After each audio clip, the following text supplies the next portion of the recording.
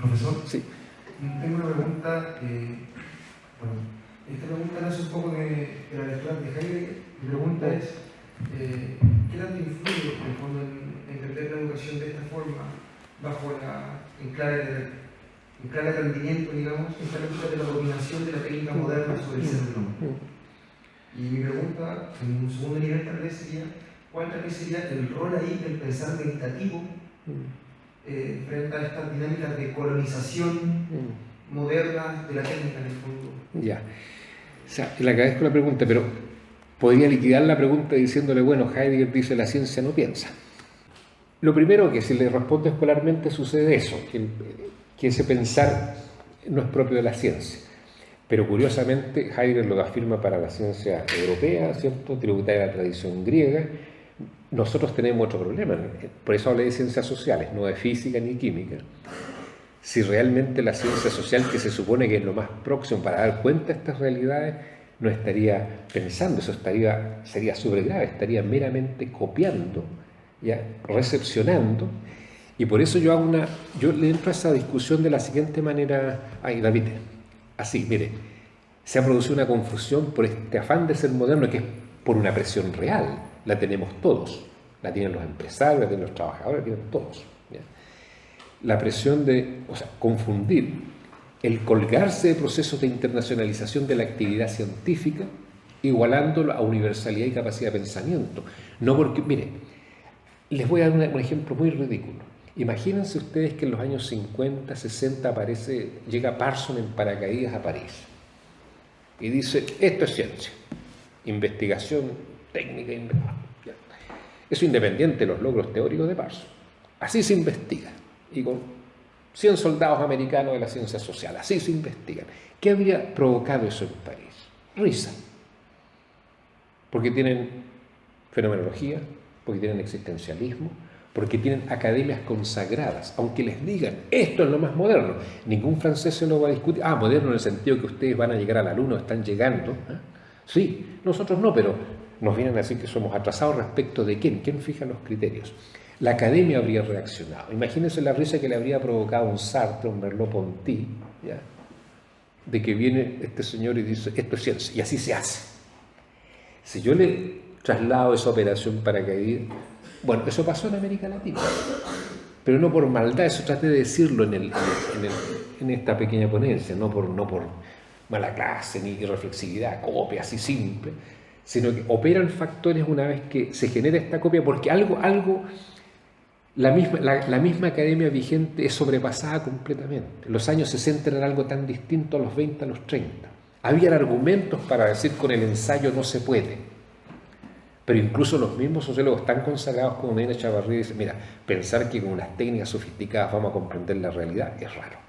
Eso por eso tenemos un problema. Yo digo, mire, solamente el rechazo no da cuenta del tema. Hay que ingresar a otro tipo de conversación. Eso lo hemos desarrollado en un artículo que es ¿por qué no tenemos teoría sociológica? Mucha gente lo entendió como un insulto, no es eso.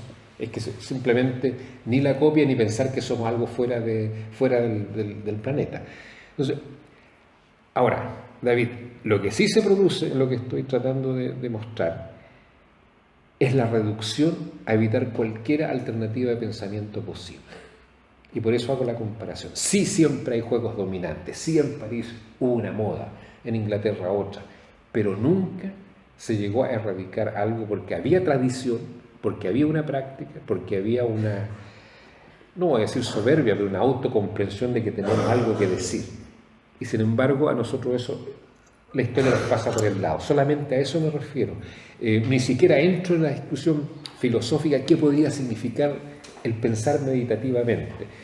Llego a un nivel más bajo, y lo hemos conversado mucho con Gonzalo García, con Francisco Mujica, el tema, la tensión entre racionalidad del logos, ciencia, y ensayo como una forma, y no es casualidad. Por ejemplo, en América Latina se piensa a través de la literatura, la estética y el arte porque somos inferiores, o porque esa realidad fuerza a pensar estéticamente la realidad.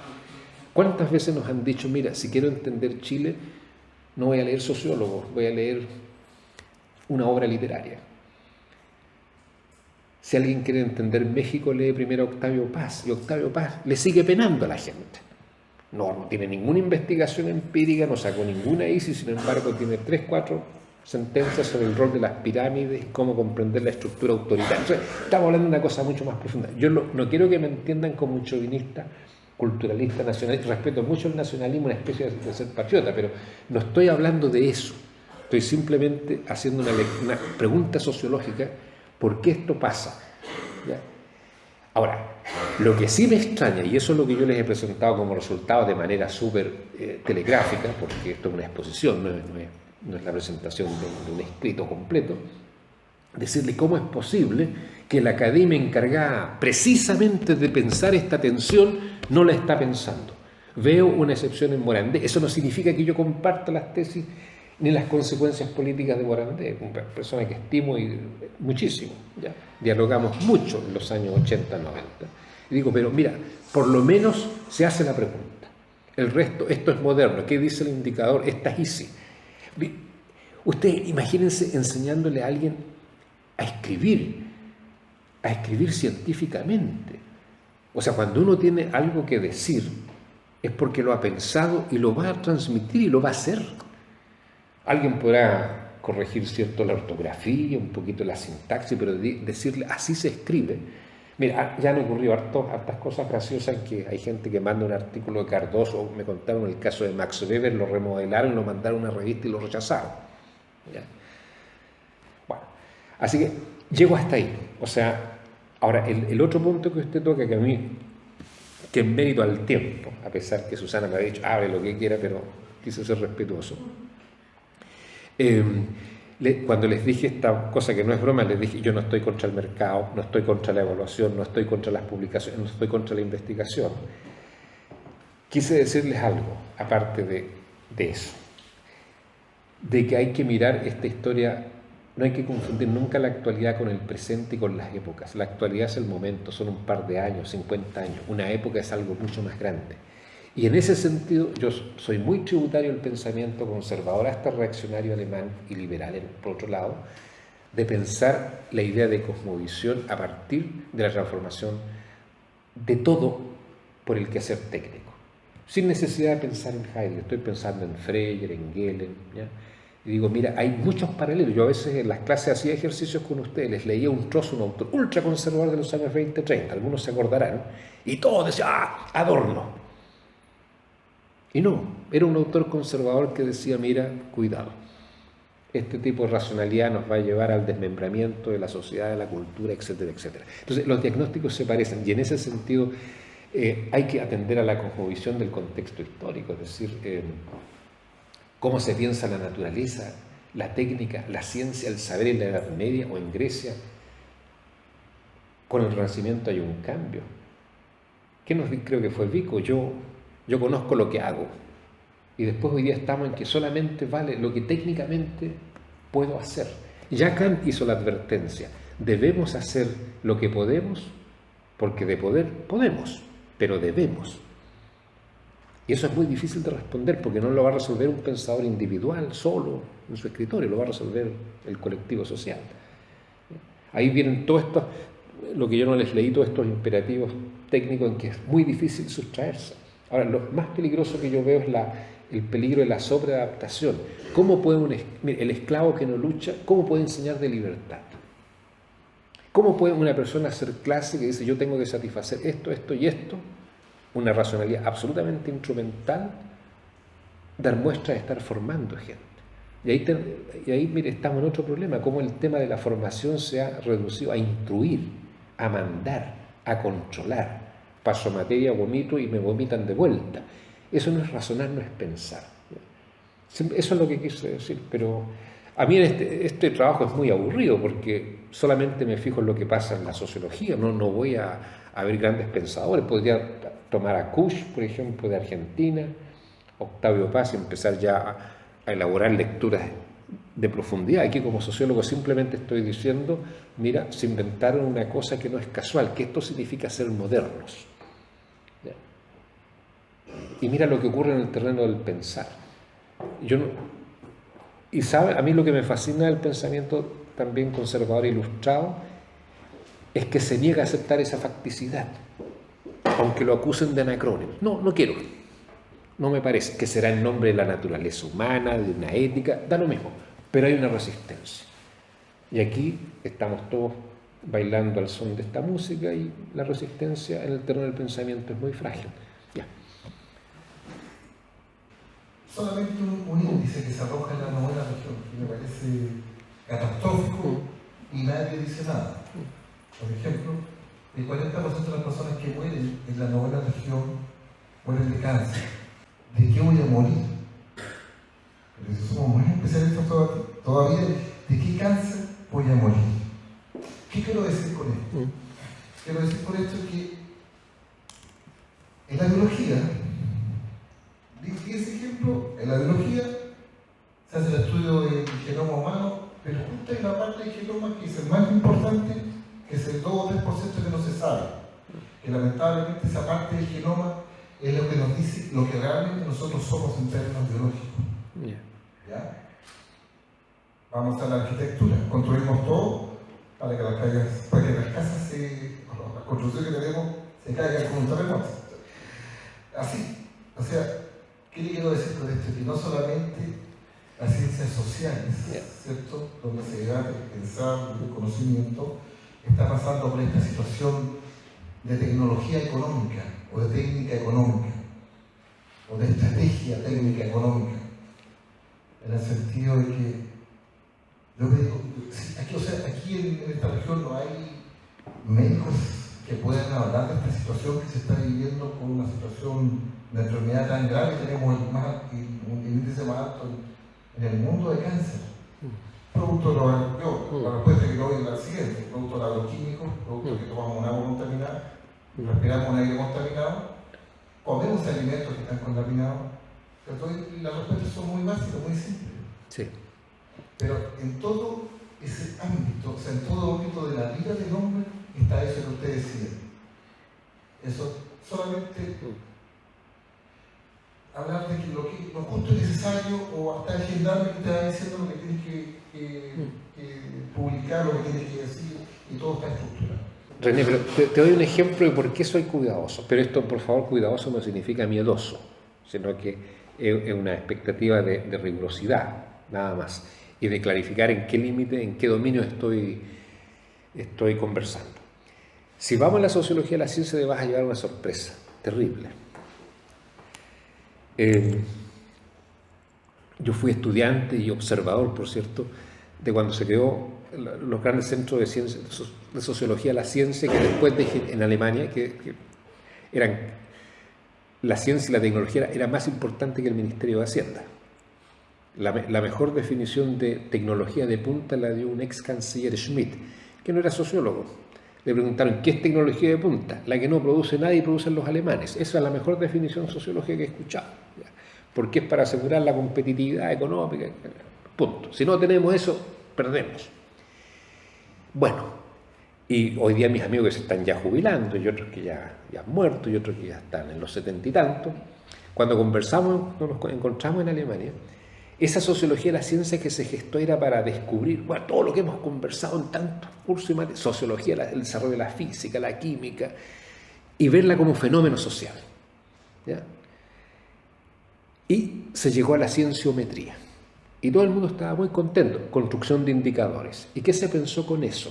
Los indicadores sirven para que el político que es ignorante en esto, y no tiene por qué ser culto, a lo más puede informarse, pero un político no puede ser físico, químico, biólogo, ingeniero a la vez, decirle, mira, estas son las grandes tendencias, estos son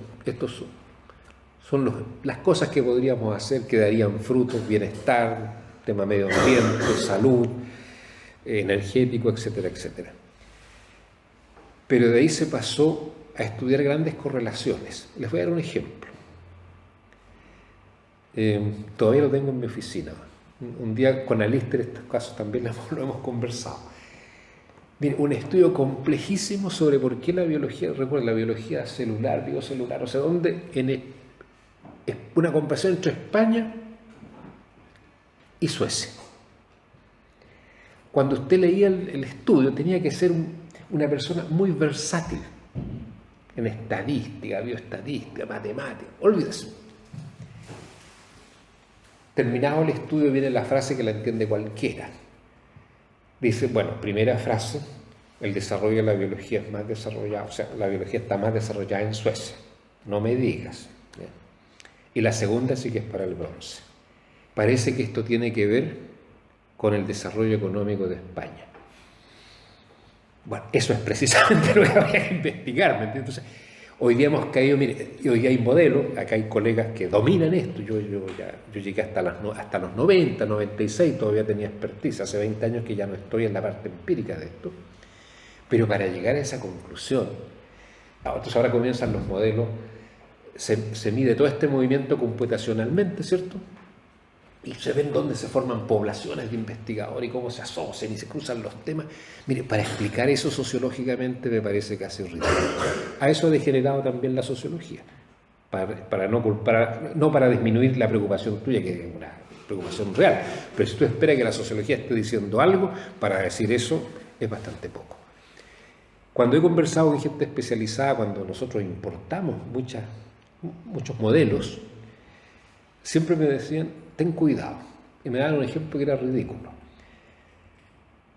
Un modelo matemático complejísimo para, refigurar cómo se iban a hacer las relaciones de pareja en un hogar universitario muy grande, intercultural. Y un modelo complejísimo para demostrar que iban a haber parejas interculturales. Entonces estos amigos matemáticos me decían, para saber eso le pregunto al portero, chao, me decían, no tengo para qué hacer un modelo de esa magnitud y después autosatisfacerme en ese modelamiento. Esto, por favor, no tiene nada que ver, porque en la ciencia social, la sociología, siempre ha habido una importación y una lectura de lo que ocurre en la biología, en la matemática. Pensemos en el siglo XIX, en Marx, en Comte, ¿ya? Las lecturas de Darwin. O sea, aquí yo no estoy alegando ni criticando, René, el hecho de que se mire eso. En sociología lo que se ha mirado hoy día, no solamente en sociobiología, sino que con el mismo, con Luhmann, Maturana, Varela, ¿verdad? Hay todo un importe. En las teorías de la autoorganización, lo que pasa en la física, pero de ahí a pensar que con esos jueguitos estamos dando una explicación y peor aún una comprensión, yo lo veo muy precario. Y fíjate, y ahí estamos hablando de una disciplina que dentro de las líneas de la sociología parece como dura. ¿Ya? Otro ejemplo. Cuando hablé a propósito de nuestra conversación de la monetarización, tú te vas a llevar sorpresas muy grandes en este terreno. Dije, lo vamos a ver más tarde en los ejemplos. Cuento pobres y ricos. ¿Cuántos pobres hay en la 9ª región y por esto? Una sofisticación metodológica, y ustedes que fueron alumnos nuestros o míos, yo sé que me ganan, pero lejísimo. ¿Sí? Y tienen que hacerlo, y base de datos, y cruzan para acá y para allá. ¿Cuál es mi pregunta? Cero crítica a eso. Lo conversamos muchas veces en las clases, en nuestros foros, cómo desarrollar la sociología. Pero hacer eso sin un trasfondo metateórico, por ejemplo, si usted es marxista, ¿cuál es el modelo de acumulación flexible del capital? Si usted es sistémico, ¿cuál es el grado de recursividad monetaria que alcanzan las transacciones para ver por qué hoy día da lo mismo si usted trabaja o no trabaja? Si no tenemos eso, ¿qué estamos haciendo? Esa es la pregunta que les traje. El otro tema que hemos conversado es, he trabajado mucho el tema de estructura psíquica y la lógica de la mercancía y estructura psíquica. Pero nos vamos a poner... O sea, ¿cómo penetra la lógica de la mercancía? Lo saqué, estaba muy largo. Nuestras relaciones humanas. Se supone que en la modernidad el amor, la amistad, ¿verdad? Nuestras relaciones son por altruismo, buena fe, por cariño y afecto. No, en la sociedad premoderna ahí la gente la casaban obligada. ¿Ustedes se acuerdan en el campo? Ya, las hijas eran casadas, las oligarquías casi por mandato. ¿Para qué hablar de una cultura musulmana? ¿Cierto? No, pero estamos en la modernidad, ahora sí que estamos libres. Y resulta que usted hace una investigación de cómo la lógica de la mercancía ha penetrado la estructura psíquica. Y hoy día usted establece relaciones de afecto, de pseudo-solidaridad, solamente por un interés instrumental. Cuánto me conviene y cuánto me da. O sea, un comportamiento absolutamente premoderno. Si usted no tiene una explicación profunda de eso, ¿en qué va a terminar? cómo el dinero penetra, y yo partí diciendo, no vine a condenar al dinero ni al capital, pero si no tengo una teoría, bueno, voy a terminar con un curso, enseñar a los niños a manejar el cajero, educación financiera, cómo lleno formulario en el banco. Está bien, esos son programas en sociología, los conocemos, en trabajo social, en psicología social, de intervención social, ¿cierto? Que la tercera edad en la que todos estamos entrando de a poco, los problemas que tenemos con la computación y todo eso, está bien, pero reducir el quehacer científico, cercenar esa posibilidad de reflexión, que yo sí creo entrega muchas luces más de la mera evidencia del dato. Que como la ponencia habla de la educación universitaria en el marco de una sociedad mercantilizada, me gustaría saber cuál es la relación de esta mercantilización con la política mundial, digamos, a nivel de cómo se recibe la democracia de la universidad más que nada. El tema de la reforma universitaria, todos esos temas. Ya, eso. Súper difícil. Mire, yo se lo contestaría en tres niveles. Primero, háganse ustedes la pregunta, ¿cómo es posible que el programa de Bolonia haya podido arrasar con la universidad alemana? Porque cuando nos tocó eso, y volvimos a ser el mejor alumno también, el mejor copión, y mirá, los argentinos no están como nosotros, los mexicanos, usted que está en México a cada rato, Chile, sí lo logró, ¿ya? Entonces usted dice, bueno, en Chile no tenemos ciencia, no tenemos tecnología, nuestras universidades son precarias, sacamos a Pinochet de nuevo, decía, ahí se explica todo, por qué estamos tan débiles, ¿cierto? Teníamos que hacerlo, porque si no, no nos llegaban los recursos. Pero los alemanes no tenían ese problema. Uno, comunidades científicas consagradas, masivamente consagradas. Habilitación profesional de excelencia. No había diferencia en la universidad, en Alemania, entre las universidades, estas de primera, segunda, tercera o cuarta, como hoy día.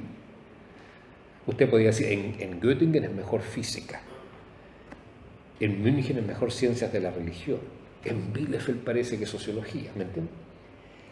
Pero no había esa segregación, esa neoestratificación. Pregunta sociológica, ¿cómo fue posible? Mi trabajo, el que yo quiero presentar el próximo año, lo estoy terminando, son 2-3 años ya de trabajo sobre la Universidad Alemana, a dónde han llevado, cómo están a los que copiamos, y estamos hablando de una comunidad ya. Se lo cuento anecdóticamente. Fui a Bielefeld el año pasado, un paro porque, ¿saben lo que estaba pasando en la Universidad de Bielefeld? Yo no lo podía creer, si alguien me lo hubiese contado, está mintiendo.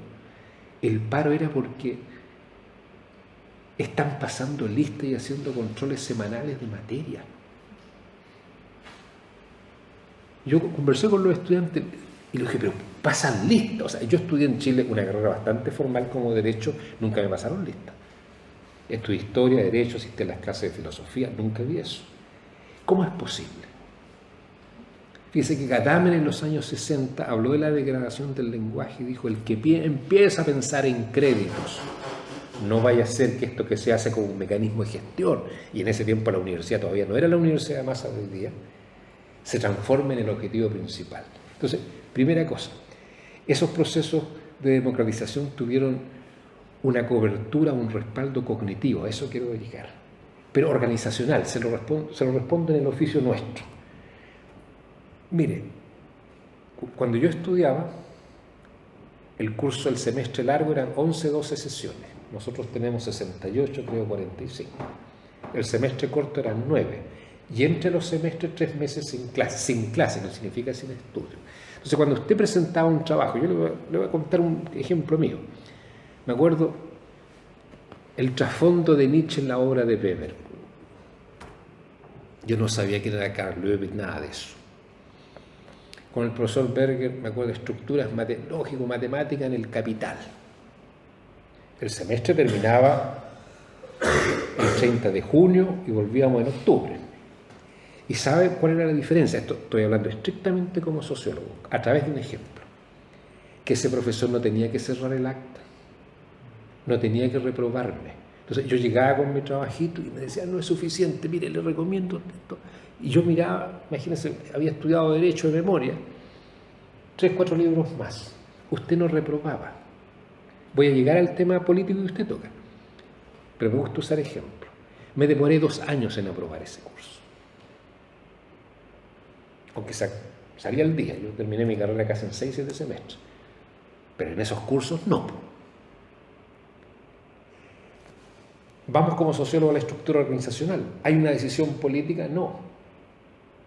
Aquí, y los estudiantes tenían beca 4 o 5 años, que es lo que duran las carreras. Si no la cumplían esos 4 o 5 años, tenían que pagárselas ellos. Pero él entraba sabiendo que iba a estudiar gratis. Pero a los 5 años, si no lo logró, a los 4 se acabó la beca y no había protesta, nada. Ahora, dígame usted, ¿qué hacemos acá? ¿Controles semana a semana? Tengo que cerrar el acta en julio. O sea, la nivelación hacia abajo a mí no me permite hacer una clase elaborada compleja.